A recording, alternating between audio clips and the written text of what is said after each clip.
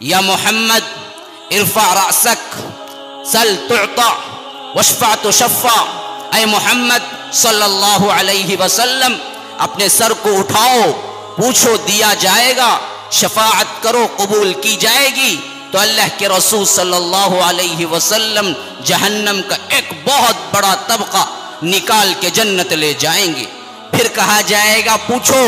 نکالو، تو اللہ کے رسول صلی اللہ علیہ وسلم جہنم کا پھر ایک بہت بڑا طبقہ جو اہل ایمان کا ہوگا، شرط اہل ایمان کا ہوگا، شرط اہل توحید کا ہوگا، اہل شرک کو محمد الرسول اللہ صلی اللہ علیہ وسلم کی شفاعت نصیب نہیں ہوگی، اہل شرک کو محمد الرسول اللہ صلی اللہ علیہ وسلم جہنم سے نہیں نکالیں گے،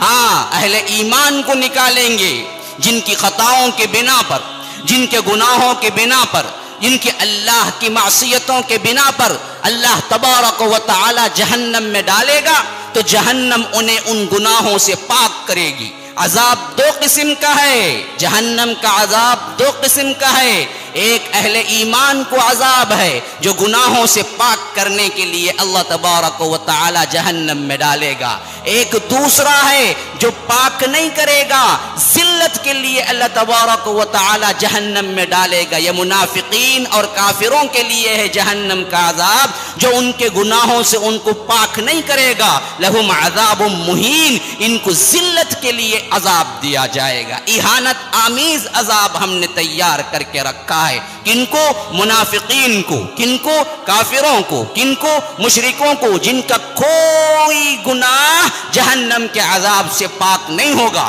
معاف نہیں ہوگا۔ ہاں اہل ایمان اگر جہنم چلا جائے، خدا نہ خواستہ، خدا نہ خواستہ، خدا نہ خواستہ ہم اللہ سے پناہ مانگتے ہیں، لیکن کوئی پہنچ جائے اپنے گناہ کے سبب تو وہاں اس کا عذاب اس گناہ کو پاک کرنے کے لیے ہوگا۔ جب پاک ہوگا تو پھر شفاعت کے ذریعے باہر نکال لیا جائے گا۔ تو اللہ کے رسول اسی طرح نکالیں گے، تیسرے گروہ کو بھی اس سے بڑی تعداد میں نکالیں گے، پھر نکالیں گے یہاں تک کہ اللہ کہے گا اے محمد جاؤ صلی اللہ علیہ وسلم، جس کے دل میں رائی کے دانے کے برابر بھی ایمان ہوگا اس کو تم نکال کے لے آؤ، ایمان والا جہنم میں ہمیشہ نہیں ہو سکتا۔ ایک اللہ کو پکارنے والا دائمی جہنمی نہیں ہو سکتا،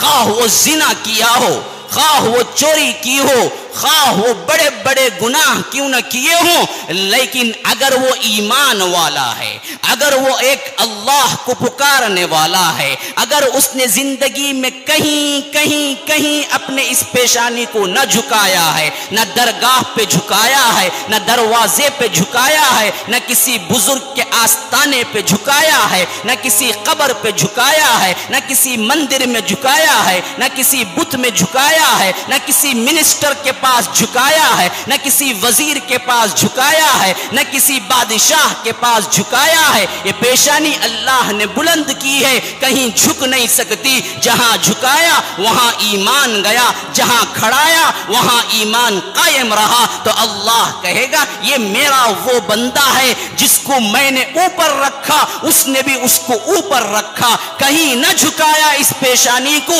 تو آج یہ دائمی جہنمی نہیں بن سکتا۔ نکالو اس کو جہنم سے، تو سب نکل جائیں گے، باقی رہ جائیں گے صرف وہی جو دائمی طور پر رہنے والے ہیں، مشرکین ہوں گے، کافرین ہوں گے، یا تو منافقین ہوں گے، یہ دائمی جہنمی والے ہیں۔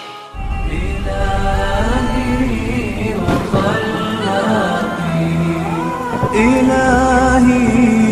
وخلاقي وحرزي